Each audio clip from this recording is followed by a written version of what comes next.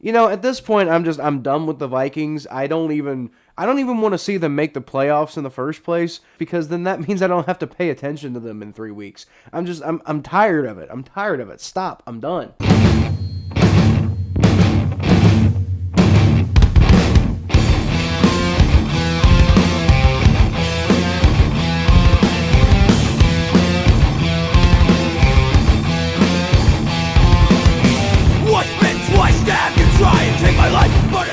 Welcome to the jungle, everyone. I'm Kyle Phelps, and I don't even know what's happening anymore, honestly. Seriously, why even bother doing power rankings at this point? None of the good teams are good, none of the bad teams are bad. Hell, maybe the Lions will be number one next week, I don't know. This whole thing's friggin' insane, but either way, we're gonna slog on, and we're gonna try to make some sense of the mess that is the NFL right now. Before we get started, I'd just like to ask that you like the video and subscribe to the channel if you're enjoying the content. It really helps my channel out, and it helps you see more of my content. You're not going to want to miss it because we do power rankings, usually on Tuesdays. It's coming out on a Wednesday this week because the NFL schedule's stupid. We also do Bengals game previews with our awesome correspondents on Fridays, or before games, whenever the games are. We do recaps after the games. We do Battle of Ohio podcast clips on Wednesdays and Saturdays. And on Sundays, if it's an away game, if it's a road game for the Bengals, I'll do a live stream play-by-play and commentary for that game. Like I said, there's a lot of good content, so you're not going to want to miss any of it, so make sure you subscribe. So let's go ahead and get started with these power rankings. As always, we do it in a tier list style. So basically everybody gets fit in and everybody gets a little bit of love. Starts off with tank time, which should probably be pretty self-explanatory, right? And then there's the bad teams, which are basically dead in the water. Then there's the playoff hunt teams, which, they aren't quite there yet, but they're still fighting hard. And, you got to give a little bit of respect for that. Then the playoff hopefuls, the teams that probably are going to make the playoffs. I'd be putting money on these teams to at least make it to the playoffs. Although there's only 14 spots, and this goes all the way down to team number 16, so, somebody's not going to make it. Then there's the contenders, the teams that I'd be shocked at this point if they didn't make the playoffs, and might make some noise when they get there.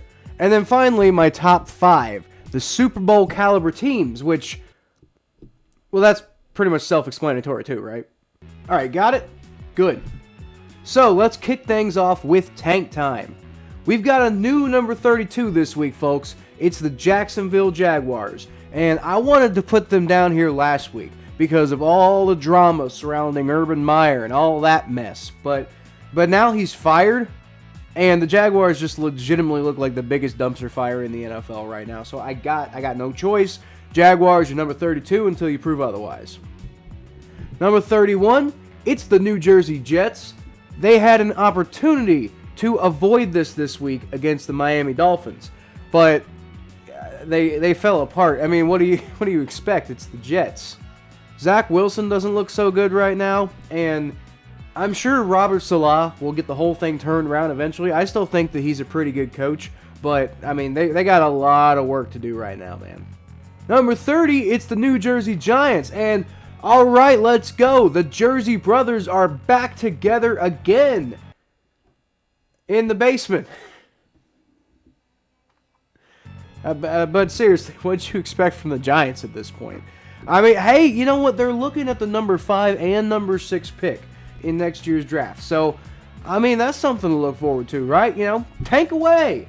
At number 29, they're finally out of the cellar, everyone. It's the Detroit Lions. That's right. They've won 2 of their last 3, and they have not lost 3 of their last 6. They're basically a 500 team lately. That's a complete 180 from what they were doing earlier this season, and I'm very happy to finally be able to give them credit for that. Remember when we all thought that they might go 0-17?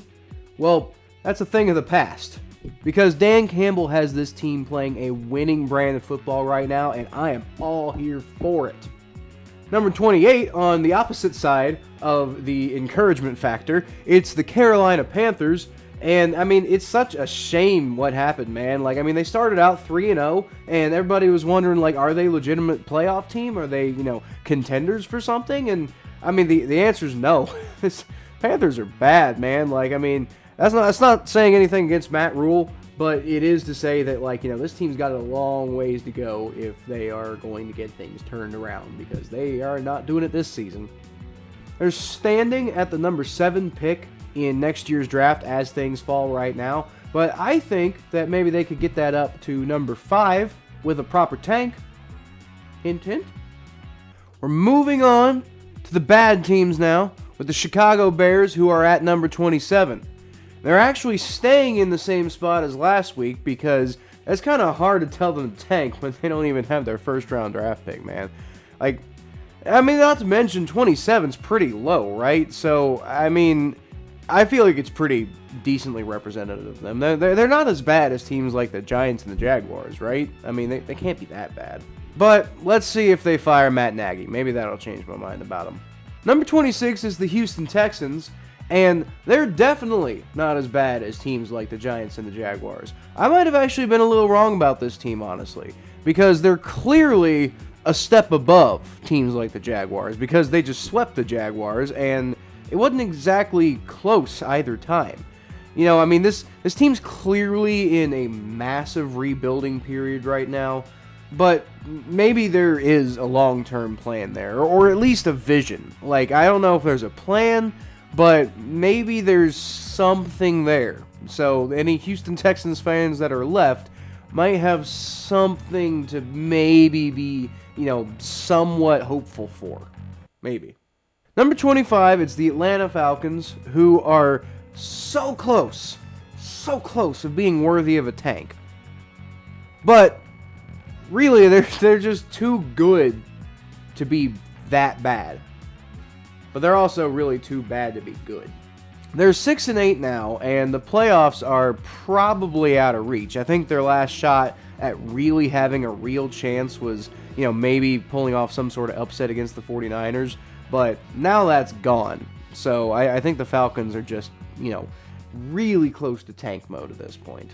Number 24, the Seattle Seahawks might have gotten a little screwed there in the game with the Rams. But regardless, I think the result probably made sense that they lost to the Rams. They're still a pretty limited football team, Like, regardless of how that result actually ended up happening, I think it's pretty clear that they deserve to be down here in this category. Finally, it's the Washington football team at number 23. And after losing like that to the Eagles, I think the facade is pretty much broken on them. It was kind of fun to think about them maybe knocking off the Dallas Cowboys there for a minute, just for the sake of chaos, if anything else. Just to say, like, oh my God, can you imagine if the Cowboys actually lost the NFC East to any of these other teams? And the Washington football team, for a minute, kind of looked like they might be the team that actually has a chance to pull it off. But, not now. They just have way too many holes for anything like that to be realistic. Next up, it's the playoff hunt, and we're starting out at number 22 with the Pittsburgh Steelers. This fucking team won't go away, man, and I hate it! They're not a good team, and they needed a cavalcade of turnovers to even have a chance against the Tennessee Titans this week. But I gotta give them credit.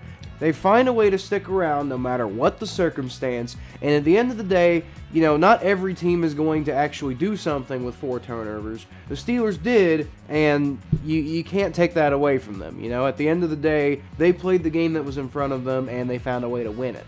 Number 21, it's the New Orleans Saints, who seem to completely just refuse to die, which is a good quality to have, I suppose, if you're in the middle of the playoff race. But I don't know what it is about the new look Buccaneers, but these Saints seem to always have their number in one way or the other. I'd be a little shocked to see them make the playoffs this year, but, I suppose stranger things have happened, right? Number 20, it's the Las Vegas Raiders, who picked up a crucial win against the Cleveland Browns this week. Now it was an ugly win over a team with a depleted roster, so, it's still kind of hard to trust the Raiders right now, especially considering, everything that's going on with their season and kind of what they've been for the last, month or so. But a win's a win's a win's a win, and it keeps the playoff hopes alive. Number 19. It's somehow the goddamn Miami Dolphins. Speaking of teams that refuse to die, This team is 7-7 after starting 1-7. I almost want to see them make the playoffs at this point for respect of that sheer fact alone. Like, I feel like the fact that they've won 6 in a row after starting 1-7 is just... I don't care who the opponents are. I don't care if they just beat the Jets. That's remarkable. It really is. Now, number 18, the Minnesota Vikings are... I don't fucking know. I don't know. They're alright, I guess. But they can't even seem to figure out what they are. Like, they couldn't even put the Bears away easily, despite the fact that the Bears were basically trying to hand them that game over and over again. You know, at this point, I'm done with the Vikings. I don't even want to see them make the playoffs in the first place, because then that means I don't have to pay attention to them in 3 weeks. I'm tired of it. I'm tired of it. Stop. I'm done. Finally, at number 17, it's the Denver Broncos. And they're going to need some help now after losing to the Bengals, and not just in the playoff race. I mean, they're obviously going to need some help in the playoff race because they're outside looking in, but they're going to need some more help beyond that. That offense is terrible and desperately needs some help. How does Pat Shurmur still have a job? Alright, so this is where it starts getting fun. We've got the playoff hopefuls starting off at number 16, the Philadelphia Eagles. That's right. They got a big win over Washington, and they're right back in the thick of it now. They still need a little bit of help, but they're right behind the super inconsistent Minnesota Vikings. And of all teams to need help from, I think the Vikings are probably the team that's most likely to give it to you, regardless of what the rest of the schedule is. Number 15, the Cleveland Browns are taking a bit of a dive because they lost to the Raiders. Although, despite losing to the Raiders, the playoffs are still a somewhat realistic possibility if they can beat the Cincinnati Bengals at the end of the season, which might seem a little far-fetched considering the current state of their roster, but don't forget they smoked them in Cincinnati not too long ago, so it's not that far out of the question. Number 14, the Baltimore Ravens look like a mess, but I refuse to just completely count them out until they just have absolutely no chance left. I mean, just look at the way things have gone the last 2 weeks. It's like both weeks, I look at the score around like halftime or something like that, and they're getting blown out of the water, and I'm just like, okay, well, I don't have to pay attention to this game the rest of the day. This is clearly the Ravens falling apart and not being able to win. And then I come back later and I look at it and I'm like, how did they almost win? That doesn't make any sense. Maybe stop going for 2, Ravens. It keeps biting you in the ass. Number 13, the Cincinnati Bengals really made a statement this week that they're to be taken seriously as playoff contenders by winning a defensive battle in what was essentially a playoff game. The reason I say that is because everybody said that they couldn't do it.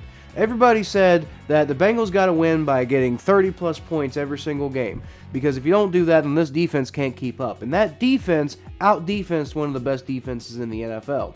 I just said the word defense a whole lot of times, so that is how you know that I'm telling the truth. At number 12, I'm very disappointed in the Arizona Cardinals because that was almost a blowout win by the Detroit Lions.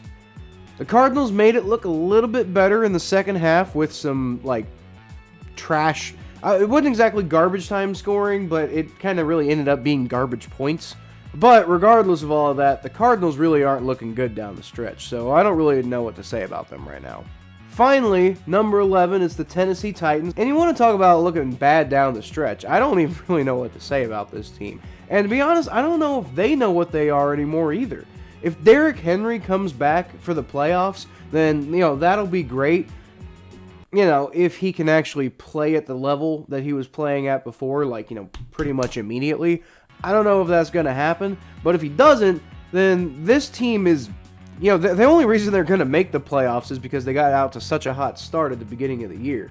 Without that hot start, I don't even know if this team is making the playoffs in the first place. The Contenders are starting off with number 10 in the Buffalo Bills. I'm still a little hesitant to call them a contender because of the way that they've been playing the last month, but if they can use this win over the Panthers to get back to their top form, then nobody wants to see them when it comes to the playoffs.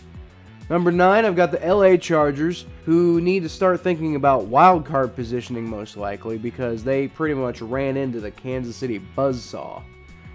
But they're still a really talented football team who I think can still do some real damage when it comes to January. Number 8, the San Francisco 49ers are getting hot at the right time. Knocking off the Atlanta Falcons wasn't exactly the most inspiring win of all time, but winning 6 of their last 8, I'd say probably counts as inspiring. Number 7, the Tampa Bay Buccaneers need to, at some point, find some way to get past the New Orleans Saints. Luckily, the New Orleans Saints probably aren't going to be in the playoffs, so you don't have to worry about, the big bad wolf coming at that point. But still, they're making you look bad, Tom. Do something about it. I imagine they'll bounce back as a team with 2 games against the Panthers and 1 game against the Jets left to play, so, those are a lot of sacrificial lambs lining up in front of you before you end up getting to the playoffs. But still, bad form this week, guys. Finally, at number 6, it's the Indianapolis Colts, who look basically unstoppable right now. Jonathan Taylor looks like an MVP, and I think Carson Wentz and the way that he's been playing lately has actually been a bit of an underrated storyline. People aren't really talking about Carson Wentz and what he's been doing for this Indianapolis Colts team quite enough, I don't think. And now for the Super Bowl contenders. We're starting off at number 5 with the Dallas Cowboys, and I know it's just the Giants, but the Cowboys did take care of business this week, and that's important. That's what you really want to see out of this team since they've struggled to show it consistently for over about a month now. Number 4 is the Los Angeles Rams, and I know it got a little bumpy there against the Seattle Seahawks, but that team's proven a lot to me right now. They're a little sloppy sometimes, but they're tough to beat when they're firing on all cylinders like that. Number 3, it's the New England Patriots, and I want to see how the Patriots respond to this. This is a new-look Patriots team. It's a very young Patriots team. So I'm curious, are they going to have this loss motivate them like old Patriots teams? Or are they just going to wither and die in front of it? The Colts are the kind of team that the Patriots are going to need to know how to beat when it comes to the playoffs.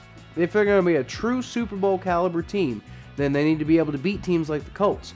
But, they hung in with them. And if it hadn't been for Jonathan Taylor going ham, then they might have actually been able to beat them. They need to figure it out. But I'll go ahead and keep them at number 3 for now. We'll see. Number 2, it's the Kansas City Chiefs. And at least in the AFC, everybody's nightmare is coming true here. The Chiefs are back.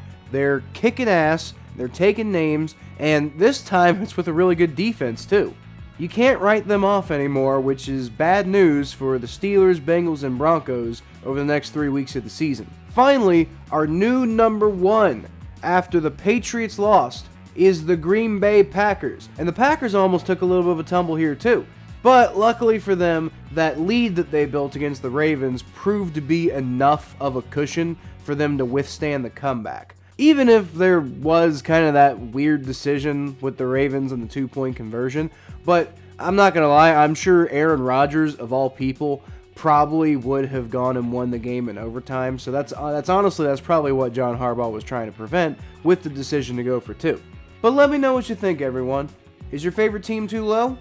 Too high? Should I have a different number 1 team this week?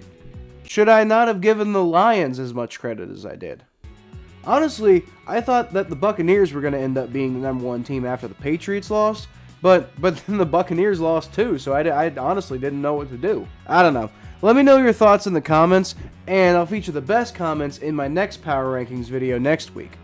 Until then, you can always find more of what I do at Kyle Phelps92 on Twitter, Facebook.com/ThePhelps, the Battle of Ohio podcast, which is available on YouTube, Spotify, and Apple Podcasts. My Bengals coverage, which is available at atbnetwork.com/Cincinnati Bengals, and right here if you subscribe. But as always, I appreciate everybody watching this video.